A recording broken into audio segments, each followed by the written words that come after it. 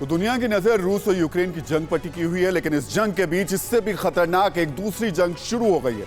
ये जंग इतनी खतरनाक है कि आने वाले दिनों में ये दुनिया को बारूदी आग में झुलसाएगी। ये जंग है खलीफा की जंग। खलीफा की इस जंग में कौन कौन से चेहरे और मुल्क शामिल हैं, ये हम आपको बताएंगे, लेकिन पहले आपको बताते हैं कि खलीफा बनने के लिए जंग क्यों हो रही है। दरअसल जो मुल्क और जो नेता खलीफा बनेगा वो दुनिया की मुस्लिम आबादी और मुस्लिम देशों का सरपरस्त यानी नेता होगा। जो खलीफा बनेगा उसे मुस्लिम देश फॉलो करेंगे, यानी खलीफा के पीछे धरती के सभी मुस्लिम देश चलेंगे। जो खलीफा बनेगा वो दुनिया के दो बड़ी ताकत यानी अमेरिका और रूस के बराबर अपनी सत्ता चलाएगा, क्योंकि उसके पीछे दुनिया की सबसे बड़ी आबादी और सबसे धनवान देश होंगे। जो खलीफा बनेगा उसके साथ कट्टरपंथी विचारधारा वाले संगठनों और देशों का समर्थन होगा। ये ऐसे समर्थक हैं जो खलीफा के एक इशारे पर दुनिया के किसी भी हिस्से को दहला सकते हैं। अब शायद आपको इल्म हो चला होगा कि आखिर खलीफा के लिए जंग क्यों हो रही है। खलीफा वाली बादशाहत के लिए पुराने समीकरण टूट रहे हैं और नए समीकरण बनने शुरू हो चुके हैं।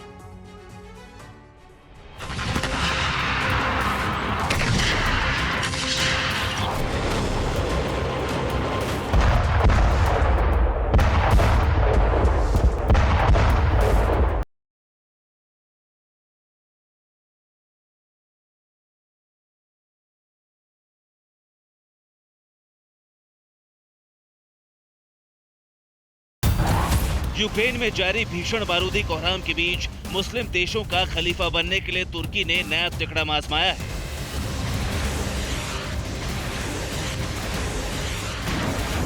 पूरी दुनिया में परमाणु युद्ध की आहट के बीच नई जंग छिड़ी है।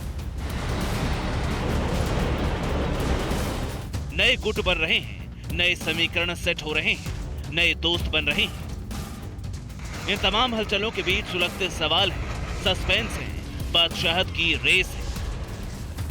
पूरी दुनिया जानती है मुस्लिम वर्ल्ड पर सऊदी अरब की बादशाहत है, सऊदी अरब का राज है, सऊदी अरब के साथ ज्यादा मुस्लिम मुल्क है। लेकिन बताया जा रहा है कि रूस के साथ मिलकर तुर्की सऊदी अरब को डायरेक्ट चुनौती दे रहा है। पुतिन के साथ मिलकर एर्दोआन इस्लामिक दुनिया के नए दबंग बनना चाहते हैं। तुर्की की चाहत, मुस्लिम वर्ल्ड की बादशाहत।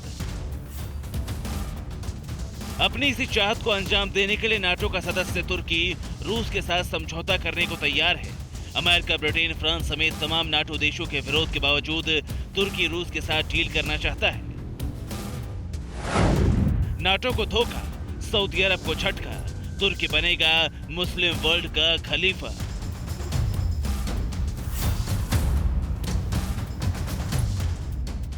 आपको बता दें, तुर्की के राष्ट्रपति एर्दोआन ने अमेरिका और ब्रिटेन जैसे देशों से दुश्मनी मोल लेते हुए पुतिन से मदद मांगी है। पुतिन को यूक्रेन युद्ध में अमेरिका के विरुद्ध मदद का ऑफर दिया है, शर्त रखी है। रिपोर्ट के मुताबिक प्रेसिडेंट पुतिन से फोन कॉल पर एर्दोआन ने बातचीत की है, जिसमें रूस से सीरिया में ऑपरेशन में मदद मांगी है। सीरिया में मदद के बदले तुर्की यूक्रेन में रूस का साथ देने को तैयार है। इतना ही नहीं, तुर्की ने रूस और फिनलैंड, स्वीडन को नाटो का सदस्य नहीं बनने देने का भरोसा भी दिया है। सवाल है, आखिर नाटो का सदस्य तुर्की क्यों रूस के साथ डील कर रहा है? पूरी दुनिया जानती है तुर्की के रूस और यूक्रेन दोनों देशों के साथ अच्छे संबंध हैं। फिलहाल तुर्की सीरिया में कुर्दिश विद्रोहियों के खात्मे के लिए रूस की मदद मांग रहा है।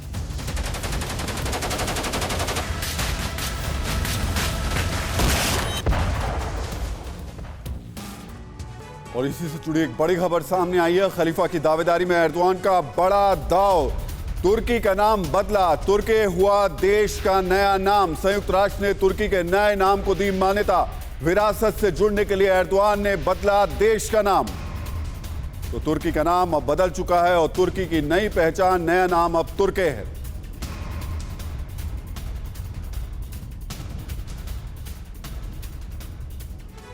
तो खलीफा की इस जंग में कौन किसके सामने है, यह हम आपको बताएंगे, लेकिन पहले आपको बताते हैं कि कैसे इस खलीफा की जंग में हर समीकरण ध्वस्त हो चुके हैं और कैसे नए समीकरण बन रहे हैं। सबसे पहले बात तुर्की की कर लेते हैं।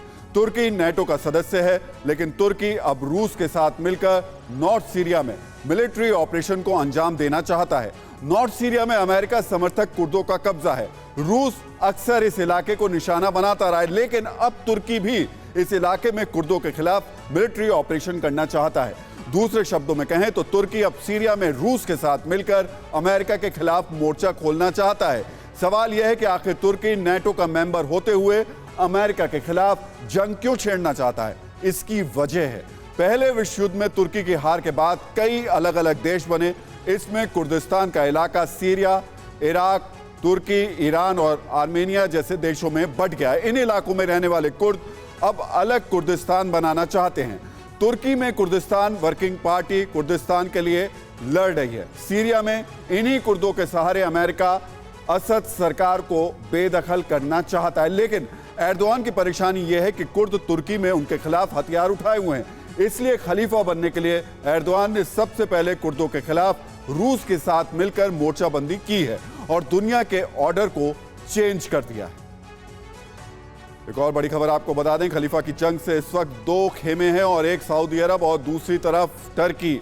लेकिन खलीफा की इस जंग से पहले आपको इस्तांबुल की हागिया सोफिया मस्जिद की कहानी को भी पता होना जरूरी है। इस इमारत की 6वीं सदी में जो वाइजेंटाइन सम्राट थे, उनके जिनका नाम जस्टिनियन था, उनके चर्च के तौर पर इसको बनवाया गया था। करीब 900 साल तक ये इमारत चर्च रही, फिर इसे मस्जिद में बदला गया। तो ये हम आपको बता देते हैं, ये हागिया सोफिया की जो कहानी है वो पूरी तरीके से क्या है।